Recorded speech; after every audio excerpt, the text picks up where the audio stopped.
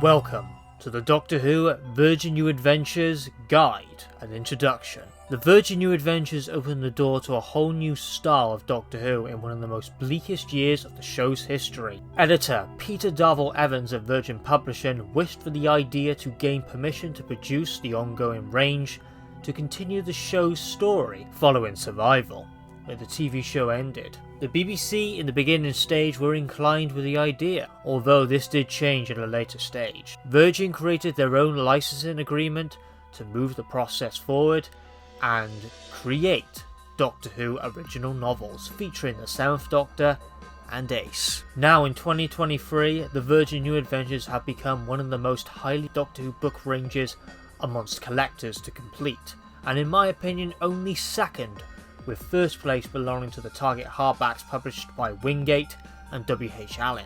That being said, with the Virgin New Adventures being valued amongst collectors, but what about the content of the Virgin New Adventures? With some of the biggest Doctor Who fans could be taken back by this range, because this series is not for the faint-of-hearted. What do I mean by that? Depends if you can stomach them. The Virgin New Adventures, along with its sister range, the Virgin Missing Adventures, have been criticised because of its themes, dark subject matters, overly graphic depictions of violence, blood, gore, sex, drugs, and characters doing acts that you wouldn't even imagine the show would ever conceive in its TV run. Some of the books that were in talks of being reprinted were simply out of the question because the BBC deemed the material, and I'll put in quotations, it would put Doctor Who in a negative light and want to be disassociated with the material which conflicts what Doctor Who is trying to achieve in the modern times. Names who would agree with the statement and have participated in the New Adventures would be Russell T Davies, who wrote Damaged Goods, Mark Gatiss with Nightshade, Ben Aranovich with Transit, and Paul Cornell with Timewyrm, Revelation and Human Nature. The BBC regard the Virgin New Adventures as something that hides in the shadows and a range to be forgotten about. The range is also heavily known for featuring Ace, but characterised very different later on that relates to what happens in the series, and an introduction to Bernice Summerfield, who became such a popular icon during the production of the range. It had big influence forming Big Finish Productions with their first ever Big Finish audio release titled Oh No It Isn't. Benny was a character not afraid of her sexuality, having sex with pretty much anyone she wants, even a nice warrior. Yes, I am sorry I have put that mental image in your head. Bernice Summerfield is not the character to shy away from getting completely wasted and being quite irresponsible, even though her job as an archaeologist is something that requires professionalism and care. The range began with two arcs being established, being the Timewyrm series and the Cat's Cradle trilogy. The New Adventures were an instant hit, according to Peter Darvell Evans, astonished with the success, which does make you think their success not happening could have resulted in Big Finish not becoming the industry we see today, as it started with Bernice Summerfield, established by Virgin Publishing, or Paul Cornell in Love and War. Modern day times, I would feel that the Virgin New Adventures would not succeed with the material simply by being too much, regardless if you're an adult or not.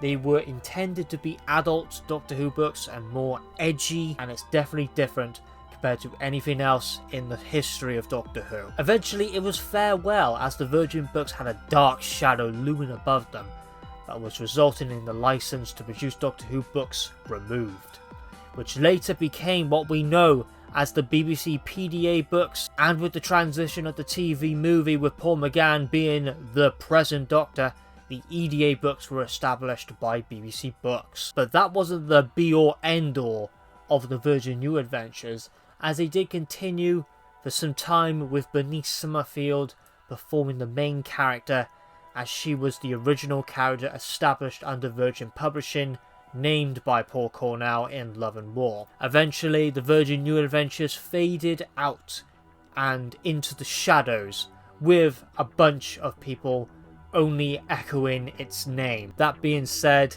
it is still a mixed bag of Doctor Who, which definitely needs to be acknowledged as a mixed bag and not for everyone. The BBC PDA and EDA books took the limelight of what was originally established. The Virgin New Adventures are more forgiving in what order you read the books compared to the EDAs. Sure, you might miss certain development and key points if you read the new adventures not in a sequential order, but nothing that would be detrimental to your reading experience. The EDAs, however, you will struggle. There are some standalone books in the range undoubtedly, but the range is less forgiving in picking and choosing with very long, convoluted and interconnecting arcs, plots and story links to multiple books. The first EDA I read, The Banco Legacy, I suffered this fate as it had huge connections to the Faction Paradox arc and many others. I didn't know what it was on about, so my first experience of the EDAs, it wasn't great because I didn't understand it. So why did I do this video? Because I am relaunching Doctor Who book content on the channel and reviewing and doing a marathon of all the Virgin New Adventures. This serves essentially as an introduction and a little bit of a guide to the Virgin New Adventures. So remember back in 2017 I was reviewing books. It was a swap between Virgin New Adventure books and BBC EDA books. What I'm doing here is reviewing all the Virgin New Adventures, getting back on track of what I established in 2017. I am not reviewing the EDA books at this moment in time. It's just the Virgin New Adventures. Unfortunately, there was a sad moment that happened on the channel as a few of my videos, about a dozen, were false DMC striked and they are gone, deleted, removed, and I can't find the original files. So the Timewyrm series will be re-reviewed and I will proceed traditionally of reviewing each book all the way until the dying days, and then maybe do like a top 10 best, worst Virgin New Adventures books, or even rank them worst to best. We'll see what happens, but definitely reviewing them from Timewyrm all the way to the dying days. What I originally wanted to do in 2017. Sure, you don't really have to read the books in order with the New Adventures. They're more forgiving compared to the EDAs where you're kind of stuck to do that, but there are some standalone books. It's not all like a connecting arc across almost 100 books. But I want to do it, the New Adventures, in order to experience it as they were coming out when they were originally published. So the re-review, I'll be reviewing all the Timewyrm books in one video.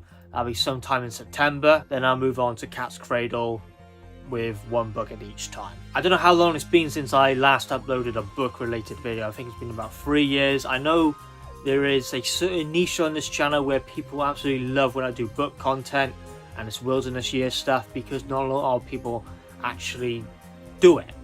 So look forward to that video. Hope this video serves as quite a nice introduction and to get you ready for the marathon that I wanted to do many years ago.